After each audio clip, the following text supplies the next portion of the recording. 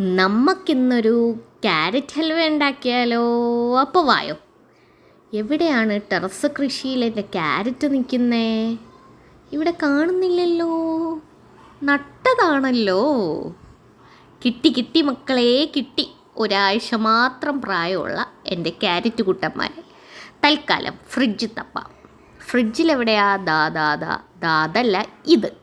Carrot എടുത്ത് clean ചെയ്ത് അത് കട്ട് ചെയ്തെടുത്തു. ദേ ഇങ്ങനെ. അതിനുശേഷം നമുക്കൊരു പാൻ എടുക്കാം. ആവശ്യത്തിന് നെയ്യ് ഒഴിച്ചു കൊടുക്കാം. നെയ്യ് നമ്മൾ എത്ര ക്യാരറ്റ് എടുത്തോ അതിനനുസരിച്ച്.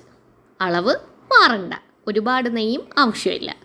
ഒന്ന് ചുറ്റിച്ചിട്ട് നമ്മൾ കട്ട് ചെയ്ത് വെച്ചിരിക്കുന്ന ക്യാരറ്റ് ഇട്ട് കൊടുക്കാം. ഇതാ ഈ പരുവത്തിൽ വേണം കട്ട് ചെയ്തെടുക്കാൻ. മറ്റേ ആ ഇങ്ങനെ ഒരച്ചൊരച്ചൊരച്ച് ചെയ്യുന്ന സാധനമില്ലേ, ആ സൂത്രം വെച്ചിട്ട്.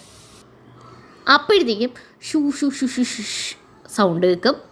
അത് നെയ്യ് ചൂടായിട്ട് വേണം ഇട്ട് കൊടുക്കാൻ. അപ്പോൾ ആ സൗണ്ട് കേൾക്കും. അതൊരു സാറ്റിസ്ഫാക്ഷനാണ്. അതിനുശേഷം 2 മിനിറ്റ് അടച്ചു വെച്ച് വേവിച്ചിട്ട് നമുക്ക് തുറന്ന് പാലൊഴിച്ചു കൊടുക്കാം.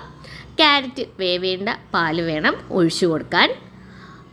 അത് ജസ്റ്റ് ഒന്ന് നമുക്ക് ഇളക്കി കൊടുത്ത് എല്ലാം കൂടെ ഒന്ന് മിക്സ് ചെയ്തിട്ട് മധുരത്തിന് ആവശ്യമായിട്ടുള്ള പഞ്ചസാര, മിൽക്ക് മെയ്ഡ്, ഞാനിവിടെ മിൽക്ക് മെയ്ഡും ചേർക്കുന്നുണ്ട്. കുറച്ച് പഞ്ചസാര ഉണ്ടായിരുന്നുള്ളൂ. മിൽക്ക് മെയ്ഡ് നിങ്ങൾക്കുണ്ടെങ്കിൽ പഞ്ചസാര ഇടേണ്ട ആവശ്യമില്ല. എൻ്റെ അതിലില്ല. ഞാനതിൻ്റെ അസ്ഥി വരെ പിഴുതെടുക്കുന്നുണ്ട്. മാക്സിമം യൂട്ടിലൈസേഷൻ ഓഫ് റിസോഴ്സ്, അതാണല്ലോ നമ്മളുടെ ഒരു ഏത് മനസ്സിലായില്ലേ? ഇനി നമുക്ക് സാഫ്രോൺ, നമ്മുടെ കുങ്കുമപ്പൂവ്.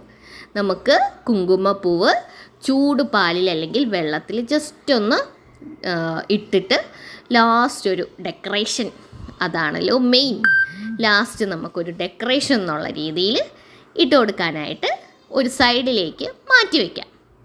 അതിനുശേഷം ഇനി നമുക്ക് നമ്മുടെ ക്യാരറ്റ് ഹൽവ ഏത് പാകത്തിലായെന്ന് നോക്കാം. പോയി നട്ട്സ് പോയപ്പോൾ എൻ്റെ ക്ലീൻ പോയി. നട്ട്സും സാഫ്രോണും എല്ലാം ഞാൻ ആഡ് ചെയ്തിട്ടുണ്ട്. വീഡിയോ എടുക്കാം, മിസ്സാക്കി. ഇനി സാഫ്രോൺ ആഡ് ചെയ്യുന്ന പോലെ ആക്ടിംഗ് ആണ്, വെറും ആക്ടിങ്.